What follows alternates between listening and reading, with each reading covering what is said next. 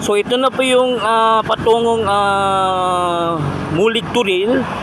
Diyan sa unahan na yan, merong property, no trespassing, no? Then ito yung tatawarin para may sapa ito dito banda, no? Then titingnan po natin dito na area. Ito po yung patungong Sports Dome Complex. Kikita nyo, ito yung Sports Dome Complex, oh. Ito yung tutumpukin niya. 안녕하세요 여러분, 잘 지내세요? 보고 싶어 행복해서. Welcome to my channel Crispycore TV. Please subscribe, like, and share.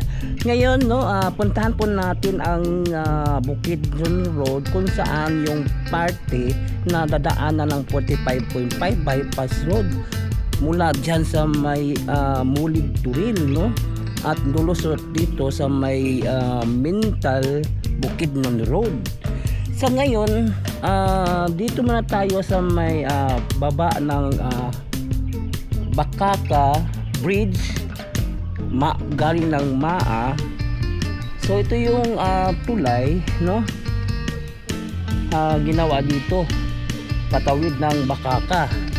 At puntahan din natin ang Aeon Blue dito sa may Bakaka. Tingnan po natin kung ano na yung progress ng kondo na itong gusali na ginagawa, no. So galing ng Aquamarine Maa, so ito yung tulay, no, patungong Bakaka. So natanggal na yung lupa dito, naka standby. Ngayon lalagyan na ito ng rampa, no, paakyat dito sa tulay patungo ng Bakaka. Dito na po yun, no. Yan, tingnan nyo po ang tulay, ganda.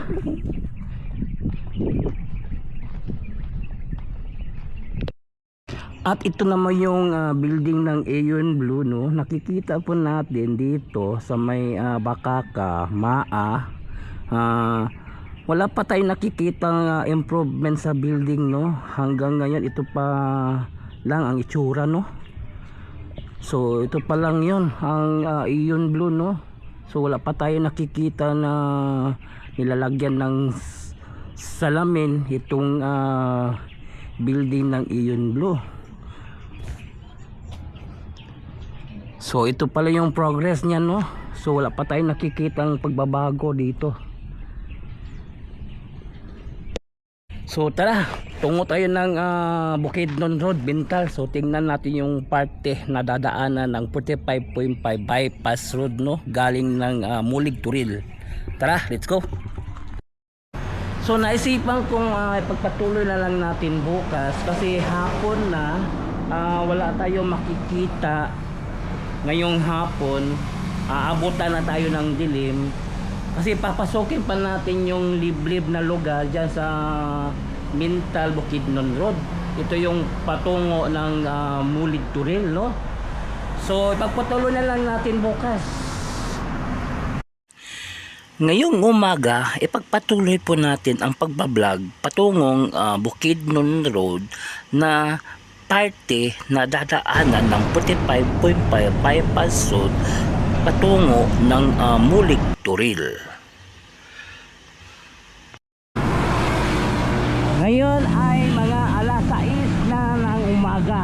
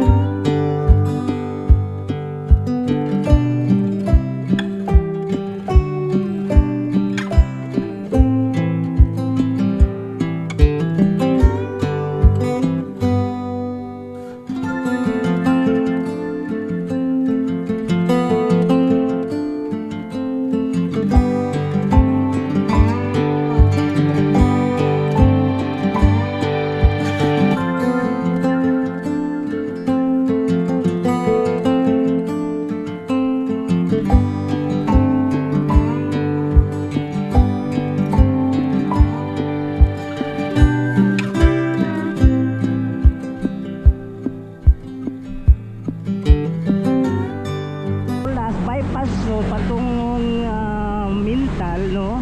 Natanaw-tanaw po natin dito yung Mount Apo. Ganda ng tingnan yung Mount Apo, ho. So nandito na po tayo, no, sa may Mintal, Bukidnon Road. So ito yung patungong Mulik Turil, no. So ito po yun ang patungo. So nakikita po natin na meron ng backhoe yan sa unahan, no. Then ang dito naman, ito naman yung patungong South Portal Twin Tunnel. So dito may sapa dyan. Siguro tulay ang gagawin dito banda. So ito na po yung patungong Mulik Turil. Diyan sa unahan na yan, merong property, no trespassing, no? Then ito yung tatawarin para may sapa ito dito banda, no? Then titingnan po natin dito na area. Ito po yung patungong Sports Dome Complex.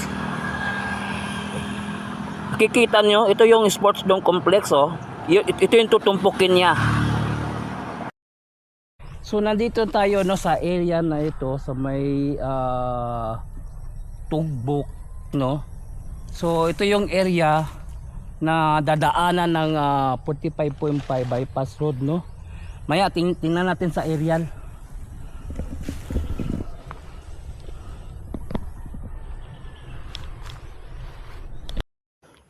So ito na po yung area, no, nakikita po natin sa aerial. So sundan po natin yung alignment niya, no. Sundan po natin kung anong tutumpukin niya dito, no. So ito po yung dadaanan niya, oh. Yan. Sundan po natin itong drone shot, no. Yan. So may mga bahay pa na matatamaan dito. Yan, oh. Yan.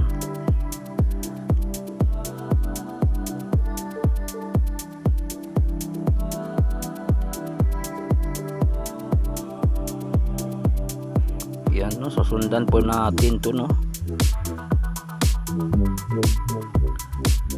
Meron ditong planta ng kuryente, no. At ito yung Sports Dome Complex, oh.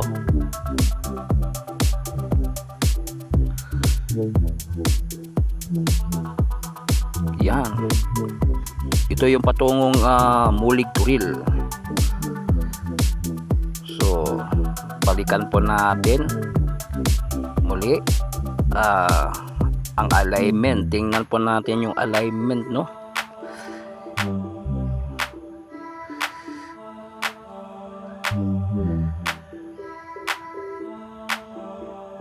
So may mga bahay pa, no. So ito yung clearing operation dito sa may Mintal Bukidnon Road, no. 45.5 bypass road itong bahagi, no. So dito banda kukuha tayo ng isa pang anggulo para makuha po natin yung target, yung alignment, no. So dito tingnan po natin, no, yung alignment galing dito sa Bukidnon Road, Mintal, no. So ito titingnan po natin, sundan po natin ito kung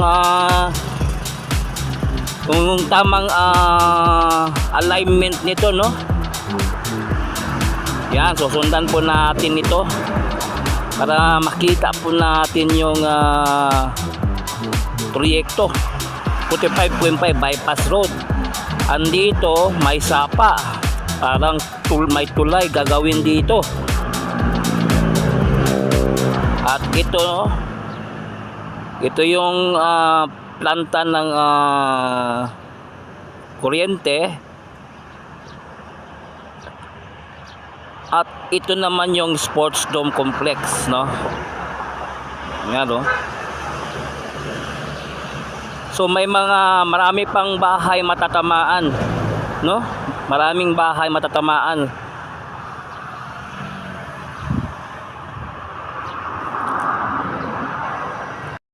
So yun, nakita po natin yung alignment, no? Ito yung patungo ng Mulig Grill, no?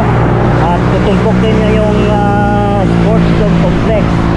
So yun, hanggang dito lang yung update natin. Please subscribe to my channel, Crispy Core TV. I-follow po ng akong Facebook page, Crispy Core FB. So thank you for watching. Kamsahamnida, annyeong, and God bless you all. Saranghayo.